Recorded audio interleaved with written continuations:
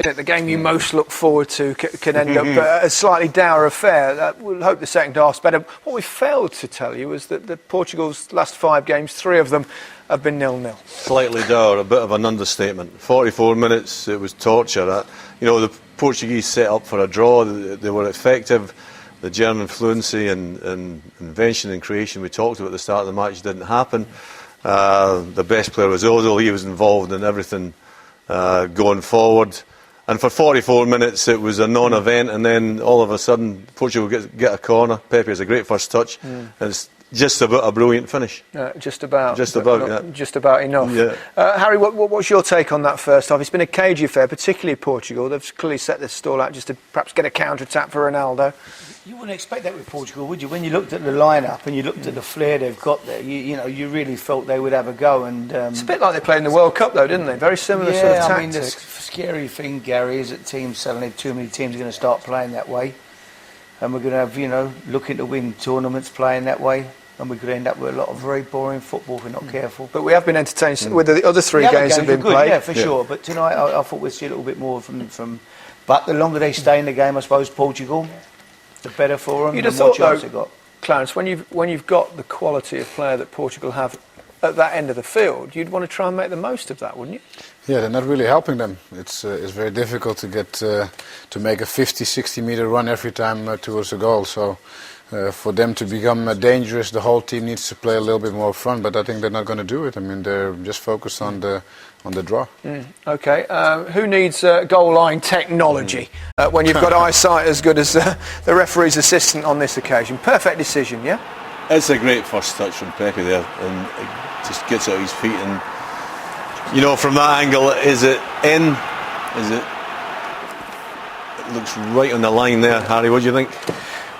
Correct decision. I mean, we didn't get anything from the guy stood on the touchline. I don't know what he was doing there. He didn't. I don't think he had not a clue really, but it worked out right. He's in a good position. We see it. Yeah, he's in a great position. But what can he do? I suppose he can't. No goal. No. He's done nothing. But it was a right decision. That was good. It was a fantastic hit. Yeah, pass. yeah.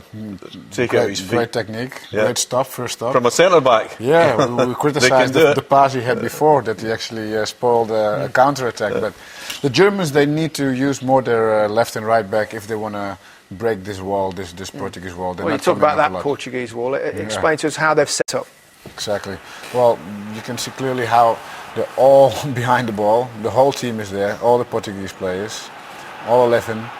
And it's just very, very hard if you don't really go sideways with Lam to break it down, creating a 2 against 1 on the sides. But look at them all.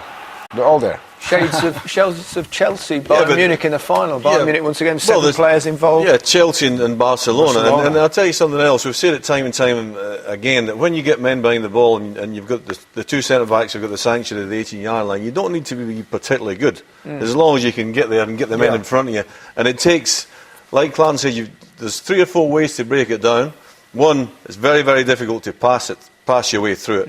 I think you've either got to go wide or in the air, and unfortunately Germany haven't been able to do it. No, they haven't, and they've got, I suppose, the ideal individual in Gomez, who's a real aerial threat, if they can get balls. Yeah, he's a threat in the air, but then they're playing into the strengths. The 2 centre-halves of Portugal are both strong in the air as well. As Clarence said about getting the full-backs forward for Germany, they're probably a little bit afraid to go too much because the biggest threat from Portugal is going to be in the wide positions with Ronaldo and Nani. So if the ball's coming straight at you, it's so easy to defend. You've got to get them turning. Once the centre-backs turn and go towards their own goals, then you've got a problem. And when they're that deep, it's got to come from wide. Yeah, it's got to come from wide. Ozil's been the one player who's like he might make something happen. This is the Podolski chance. This is a great turn and outside his left peg, brilliant ball into Müller. Ball into the box there. It was a decent hit. Same chance, Harry outside the left peg. Yeah, not bad. No, I mean he's a top player, and Ozil is a class player. We're looking for somebody, looking for him really, or somebody to do something a little bit special to unlock the 2 defences. And you're looking for Ronaldo really to come to life, or Nani to do something for Portugal, and Ozil certainly for Germany. Yeah, he's got great close control as well here. Little back, fantastic there. But the German team helps the player Ozil to get into the game. You know, we were talking about the Danish team before with Eriksson and with Sneijder. You need the team to come up and to push everybody up front to make these players get into the ball in their dangerous positions. And Ozil is just, you know, the extra value for the Germans. So basically every chance is started with Ozil. I mean, but the thing is, like the guys are saying, they've got to do more to try and break down the Portuguese wall. And you sort of feel a little bit, I mean, as much as you can for someone with so much talent as Ronaldo, don't you, that he's not getting the sort of support that can make him shine in a major tournament like that. Well, they've either got to get the ball to him if he's going to play weight carrier. I'd like to see him come in and play. I'd like to see him get in between the lines and pop up in them holes where he's so dangerous. Well, you see, this is the difference. We've got two examples here. The first one here, if he goes quickly and into his left-hand side, he might have a chance, but there's too many men back there. Even though he's one of the best players in the world, he can't beat 5 or 6. But when he picks this one up, the full-back Boateng doesn't get tight quick enough. Now, Harry, he's allowed him to turn here. He's got a major problem, the full-back, because you don't want to come tight because Ronaldo will skip by him. This is the beauty of having 2 great feet. He can't put him on his weaker side because he hasn't got a weaker side. And it's a quality ball in the box. He was probably more afraid of him coming inside, and that's why he's not got a bit closer. If he comes another yard closer like he should as a good defender, with Ronaldo, you're afraid he's going to just come inside, open the goal up and step overs. Well, the step was basic fear because he can't go too tight too quickly. But what he's done badly there, he's gone too far away from. So he allows Ronaldo to go to the side and ping it across. But as you said off screen, Alan, is not a more scary sight in football. No, you know, as a defender, you get him suddenly pick it up and coming at you in one-against-one situations. How do you deal with him? Very difficult. But the instances, Harry, are few and far between. That's the problem they've got. He's got to get the service. Let's hope for more in the second half. Let's pop back to Lviv to get the half-time thoughts on Germany-Portugal from Alan Shearer. He's with Jake.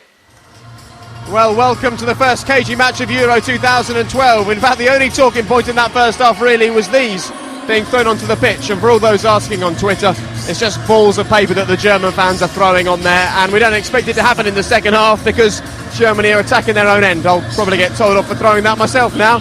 Alan, during a game, you tend to write down all the incidents on a pad. There's not much written on there. Not a lot, to be honest. It's been a typical first game of a championship. Particularly Portugal are quite content just to sit there with the back 4 and the 3 midfielders in front of them, and at the minute Germany can't get through them. What I'd like to see is I'd like to see the 2 centre halves of Germany, Hummels and Batstuber, have a little bit more courage and actually take the ball forward, try and draw the 3 midfielders out from Portugal, which in turn will give Özil, Khedira and Schweinsteiger a little bit more time on the ball and push them a little bit more forward and cause more problems.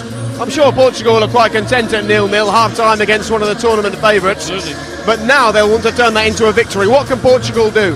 Well, you're absolutely right. They'll be very content, sitting tight, hoping from a little piece of magic from Nani or from Ronaldo, who we haven't seen a great deal of, but 0-0 will suit them perfectly. OK, and it's a bit strange, isn't it? This is the first time at the tournament we've seen 2 teams with big stars on the pitch. It's the first time a game hasn't delivered. Yeah, but there's still 45 minutes for one of the big names to break it down. If it stays the same, I don't think it'll be a surprise to see the Golden Boot man closer come on with 20 or 25 minutes to go. OK, well, the German fans have certainly quietened down a bit. They were making the noise before the game.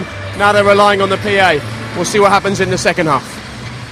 Yeah, thanks very much, chaps. Do you think anyone will make any changes at this point? I don't think they will at the minute. I mean, the norm is they'll give it 15-20 minutes before they make a change.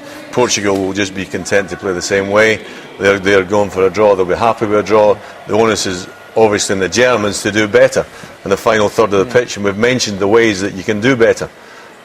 There's Ronaldo coming out. It'd be lovely to see a bit of magic, wouldn't it? Fantastic. I think the longer it goes, Gary, obviously, you know, they're not going to commit. They're not going to want to get beat. The Dutch result has given them a draw in the end. Probably is not a bad result for both teams. There's the 2 stars, if you like, of Portugal, Ronaldo, Nani. They'll be having a little chat. Let's get in the game a little bit more. We can do this. Well, I think the further the game goes ahead, the more they will get their chances. I think the Germans cannot risk not going more for this win. They need to push forward. It'd be great to see Ronaldo on the ball and running at people and inside, outside, and hitting it for 25 yards in the top corner. That's what we're looking for. Looks like they're holding back a little bit there, the Portuguese players, before they walk out for that second half. Still in situ, Mark Lawrenson and Guy Mowbray.